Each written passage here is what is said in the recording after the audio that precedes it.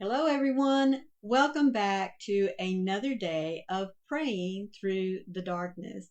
I am so happy that you are here with me today as we journey through a topic titled Enough. Now, that word enough can mean a lot of things, like I've had enough to eat, I've had enough of this situation, or I'm done. But today's topic about enough helps us to focus in on ourselves, being enough, and knowing what to do when we are faced with things that shatter that concept of having enough and being enough.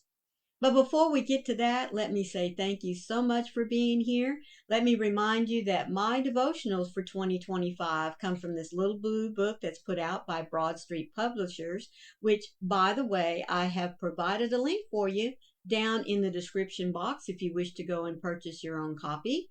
Now, the title of this devotional book is, as you can see, 365 Days of Prayers for Depression and Anxiety. So I do hope that you'll stay with me today as we go through the devotional. Enough. That is why I tell you not to worry about everyday life, whether you have enough food to eat or enough clothes to wear. And that verse comes from Luke chapter 12, verse 22. God, when I take inventory of the worries that fill my mind, so many are based on what could happen in the future. My worries are often caught up in what ifs and scenarios that may or may not even happen. It seems like such a waste of my time. Jesus, when you spoke your thoughts to your disciples, you said not to worry about everyday life. You promised, I will have what you need when you need it. There is always enough. I don't want my worries to drain my energy. I trust you to provide for everything that I need. You are always on time. When I think through my life, there has never been a time when you left my needs unmet. Thank you for your faithfulness. I can see how you have provided for me before, and I believe that you will do it again. I trust that you are sufficient for me and that you are never late. Fill my thoughts with your goodness. You know, it is medically proven that when we let worry consume our lives with the what ifs, maybes, when we're looking into the future and trying to fix or trying to control what might happen, we're robbing ourselves of the joy of the moment. And when we worry about things that we don't have any control over, number one, because they haven't happened yet, we create physical depression for our body. Our muscles will tense up.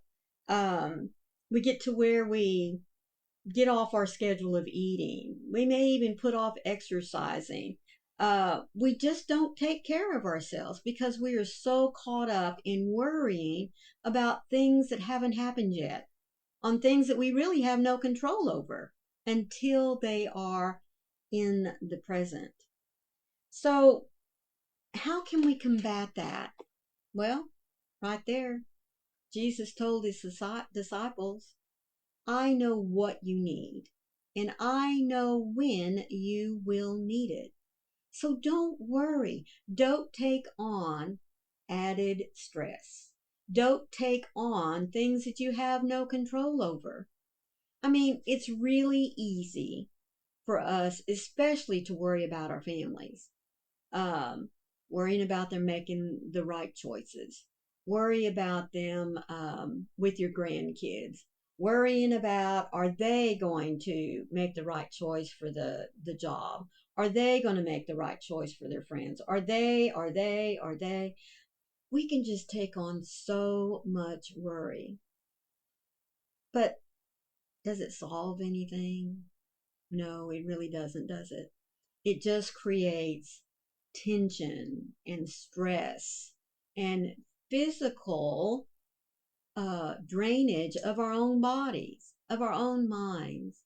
So, by turning to God and relying on His promise that He has everything we need, He will make sure we have it when we need it. That's all we have to rely on, is knowing God has a plan. He knows exactly where we need to go. He knows exactly where we need to be. And He knows exactly how we should respond. And the only way we know how to respond is to be in communication with Him. Rely on the fact that just as He told His disciples, He's telling us today, I am sufficient for all your needs, whether they be physical, emotional, spiritual. It doesn't matter. He is sufficient, which means He will provide. We just have to allow Him to do that. And I think that's where a lot of us create our own personal problems. We want to do it ourselves. We want to fix it ourselves. And we just can't do it. We can with His help, but we can't do it alone. He is sufficient. He will give us what we want when we need it. Now, does that mean He's going to give me that brand new shiny car I saw driving down the road the other day? No, because it's not what I need. It might be what I want, but it's not what I need. He'll give me the things that will sustain me spiritually, emotionally, and yes, physically. All I have to do is trust, have faith that He is sufficient for my needs and that He will always provide. Because as the little prayer said, we all know that God is never late in fulfilling His promises to us. And one of those promises is to love us, to cherish us, to comfort us, and to provide for us. We just need to cling to that, folks. We need to stay in constant contact with Him, being still, talking to Him, and allowing Him to talk to us as well. Just remember, folks, not only are you enough, but you have enough because God always provides. Thank you so much, as always, for being here. I do hope that you know that you are enough, that you know that your God is always going to provide for you. Maybe not in the time frame that we always expect or want to expect, but definitely when we truly need it, God will be there to provide. So again, let me remind you, please, to be sure and hit that like button. And if you're not a subscriber, please consider doing so by hitting that subscribe button and looking for the notification bell with those cute little hugs on the side, because it'll let you know every time I upload content. So until tomorrow, always remember that when the doubts want to crowd in, God has you. He loves you. He cherishes you. And you are never alone. So until tomorrow, I love you guys. Bye.